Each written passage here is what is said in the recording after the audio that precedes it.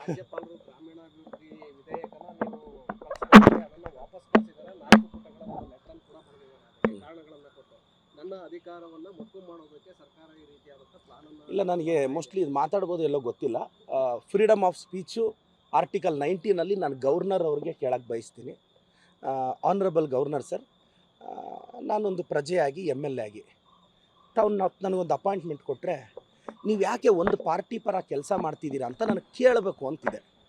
ನನಗೆ ಗವರ್ನರ್ ಅವ್ರಿಗೂ ಪ್ರಶ್ನೆ ಮಾಡ್ಬೋದು ಅಂತ ನನಗೆ ಅನಿಸಿದೆ. ऑनरेबल गवर्नर सर, मुझे एक मौका दे दीजिए. मैं आपका घर आना चाहता हूँ, आपके साथ बात करना चाहता हूँ. आप गवर्नर बनाए बीजेपी के लिए नहीं, लोगों के लिए कर्नाटक गवर्नर है. आई रिक्वेस्ट ऑनरेबल गवर्नर जी, ನೀವು ದಯವಿಟ್ಟು ಅವಕಾಶ ಕೊಟ್ಟರೆ ನಿಮ್ಮ ಮನೆಗೆ ಬಂದು ಮಾತಾಡಬೇಕು ಅಂತಿದೆ. ಗವರ್ನರ್ ಅವ್ರು ನನಗೆ ಇನ್ವಿಟೇಷನ್ ಕೊಡ್ತಾರೆ ಅಂತ ಭಾವಿಸಿದ್ದೀನಿ. ಮತ್ತು BJP ಅವ್ರು ಗವರ್ನರ್ನೇ ಅವ್ರನ್ನ ಪ್ರಶ್ನಿಸ್ದ ಅಂದರೆ ನನಗೆ ಗೊತ್ತಿರೋ ಪ್ರಕಾರ ಫ್ರೀಡಮ್ ಆಫ್ ಸ್ಪೀಚಲ್ಲಿ ನಾವು ಯಾರನ್ನ ಬೇಕಾದರೂ ಪ್ರಶ್ನಿಸ್ಬೋದು. ನಾನು ಗವರ್ನರ್ ಅವ್ರನ್ನ ಅಪಾಯಿಂಟ್ಮೆಂಟ್ ಕೇಳ್ತಾ ಇದ್ದೀನಿ. ಅಪಾಯಿಂಟ್ಮೆಂಟ್ ಕೇಳಿದ್ರೆ ಕೊಡ್ತಾರೆ, MLA ಆಗಿ ಕೊಡ್ತಾರೆ. ಅವ್ರು ನನಗೆ MLA ಆಗಿ ಅಪಾಯಿಂಟ್ಮೆಂಟ್ ಕೊಡಬಾರ್ದು, ನನ್ನನ್ನೊಂದು ಕಾಮನ್ ಮ್ಯಾನಾಗಿ ಅವ್ರ ಮನೆಗೆ ಕರೆಸಬೇಕು. ನನಗೆ ಗವರ್ನರ್ ಜೊತೆ ಡಿಬೇಟ್ ಮಾಡಬೇಕು ಅಂತ ಆಸೆ ಇದೆ. ನಾನು ಅವ್ರನ್ನ ತುಂಬ ಪ್ರಶ್ನೆಗಳು ಕೇಳಬೇಕು. ಅವ್ರು ಬೇರೆ ಸ್ಟೇಟ್ಗೆ ಹೋಗೋದಕ್ಕಿಂತ ಮುಂಚೆ ನಾನು ಚಿಕ್ಕ ವಯಸ್ಸಿಂದ ಗವರ್ನರ್ ಅಂದರೆ ಬುಕ್ಕಲ್ಲೆಲ್ಲ ನಮ್ಮ ಟೀಚರ್ಸ್ ಹೇಳ್ಕೊಟ್ಟಿದ್ದಾರೆ, ಇಂಪಾರ್ಷಿಯಲ್.